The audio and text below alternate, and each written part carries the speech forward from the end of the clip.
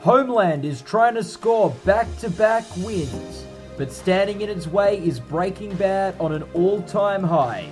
Game of Thrones is trying to pull off another shocker, and a four-time winner is trying to re-enter the Champions Circle, while the British are trying to stage an upset, and Netflix is trying to create Emmy history. It's the outstanding drama series brought to you by Gold Derby. The Emmy showdown for Best Drama Series seems to be between last year's champ and one of the most critically acclaimed drama series of all time. We're talking about Homeland versus Breaking Bad. And let's start off with Homeland because it was able to win last year. And look, the last time a show won for its first season here, it went on to win the next 3 Emmy races. We're talking about Mad Men. The West Wing was able to do the same thing. One for season 1 and then one for the next 3 seasons after that. When the Emmys like a show and they reward it in this category, they keep on rewarding it. Sopranos won twice. Practice won twice. So it's a really strong precedent that if Homeland won last year, we know they like it, we know there's a good chance they'll reward it again. They've submitted some strong tapes to be considered for the Emmys. And going against them is just the strength of Breaking Bad and other shows competing. It's a very tough race. And also going against them is, I think Season 2 did not quite get as strong a reception as Season 1. It's not the new buzzed show at the moment that it was last year. It's not a fresh choice like it was last year. Again, they don't always go with the fresh shows in this category, but is Homeland a show they love enough to give it those extra awards like a Mad Men, like a West Wing, like a Sopranos, or is it more like a Lost where just one's enough for Homeland for now? So, Gold Derby got a chance to speak with last year's lead actor winner and star of Homeland, Damien Lewis, about winning that Best Drama Series Emmy last year. Let's hear what he had to say. Another big thing at the Emmys for you guys last year was you were able to take down Mad Men, which was on a four Emmy winning streak, on a destiny with history. And again, another very category which only a handful of dramas have won Best Series due to a few series winning multiple times. What was it like after having won that Emmy for Best Actor to have heard your show named the Best Drama Series of the year? I think that was we felt quite a lot of love running up to the Emmys, and we thought this is great. I think people like us. It's good. We've worked hard and we've been nominated, and we feel, we'll build on this next year, and maybe we'll clinch it next year, but right now it's just great to be in the room with all these guys. And then they called our name out.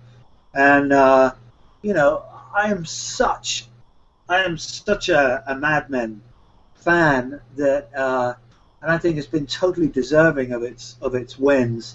It was incredible.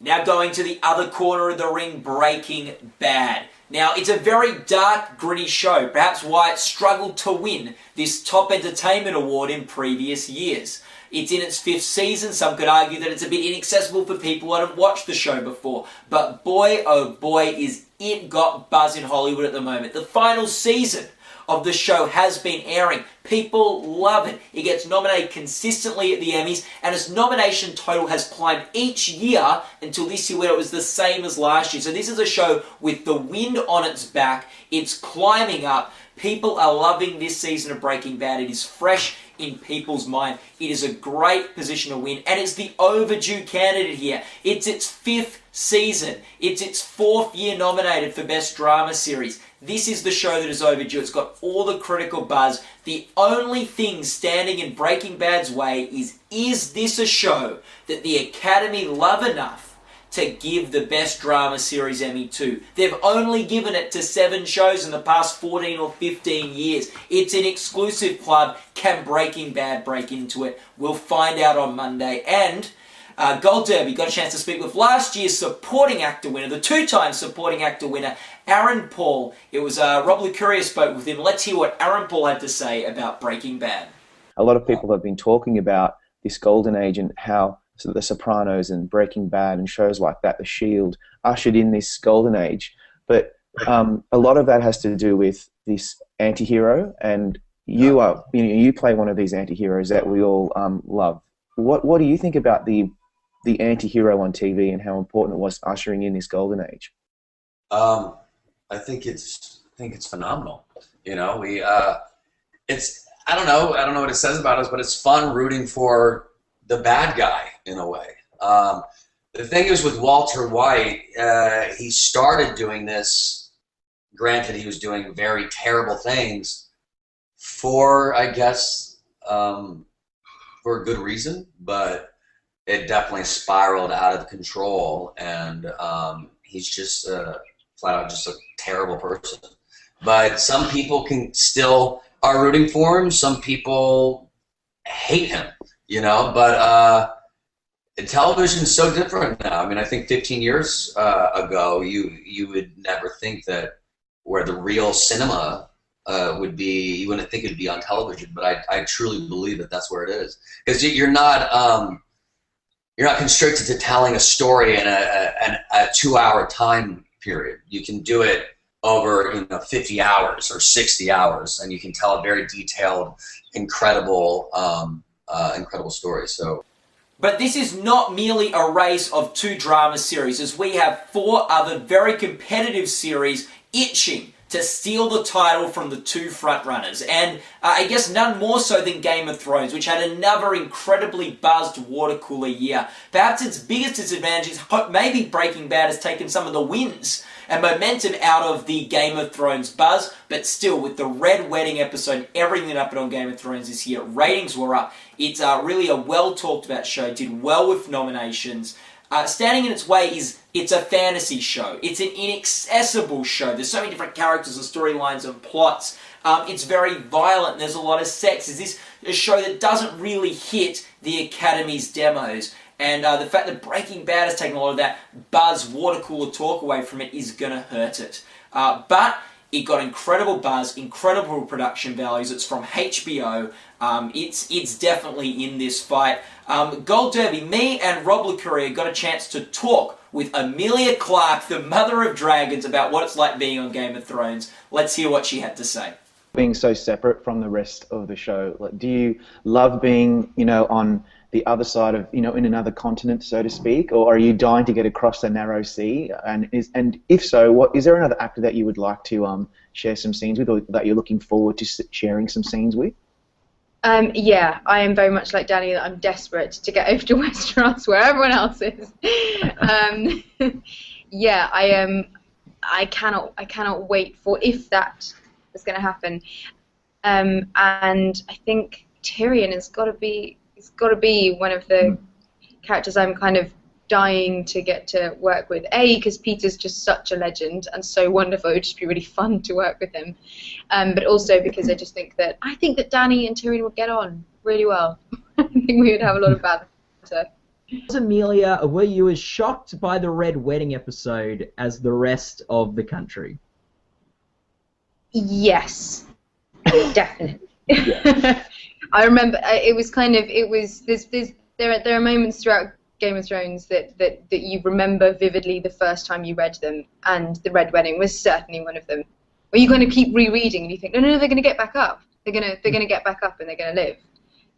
But it was, yeah, it was pretty shocking. And then doubly so because it's just an emotion. It really is an emotional thing saying goodbye to those cast members. Yeah. Also in this race is House of Cards. Now, this is a show that in some ways Emmy voters might love to acknowledge because it shows they're ahead of the curve on television. They're embracing a new form of the way television's consumed through Netflix and downloading and streaming. It's sort of groundbreaking that House of Cards even cracked into this race. Do Emmys want to give a nod to history with a series directed by David Fincher, starring Kevin Spacey and Robin Wright? It's got so much prestige, it oozes importance. The problem is it didn't have the critical reception of one of the greatest series of all time. Like, the reviews for House of Cards were not on the same level as the reviews we're seeing for Breaking Bad, or we'd seen for The Sopranos in the past, which was the first drama series to break through for HBO in cable. So that's probably its disadvantage in the race, but House of Cards definitely with a claim to the title. There's also Downton Abbey, which appeals to a different group as well. The British group, it's got that prestige, it's got that British pomp, like the upstairs, downstairs, very similar sort of series from back when, did very well in this category whenever it was competing. So can it repeat in that vein? The problem is the buzz seems a little down for Downton Abbey this year. People aren't talking about it. It's not the fresh face on the drama series scene that it was last year. And some of these other contenders have risen in terms of quality and in terms of buzz. And rounding out the category is Mad Men, a 4-time winner for Best Drama Series. It's done so well. Unfortunately, last year it lost its first one, and it's very hard when a show's been winning a lot, or even when an actor's been winning a lot, but more so for series, for it to come back and win again. After West Wing won its 4, it was never able to come back and win that 5th after losing for the 5th season. When Hill Street Blues lost its first time, it was never able to come back and win for one of its last 3 seasons. When you get out of the club, when you've gone from a winner to a loser, it's hard to get back into that winner's spot. So that is, I think, the real roadblock for Mad Men. This season probably wasn't as well received, but look, if votes split, and we do know they love Mad Men, the Academy, they gave it 4 Best Drama Series wins, maybe, just maybe, it can upset. Well, that's Gold Derby's look at that's Gold Derby's look at the Emmy race for Outstanding Drama Series. It's a big one, and it's going to be exciting to see who wins it. If you want to watch the extended interviews with those celebrities, if you want to look at extended discussions and slugfests amongst the Gold Derby editors about the categories, if you want to participate in the discussions and log your predictions, then please check out goldderby.com. Thank you.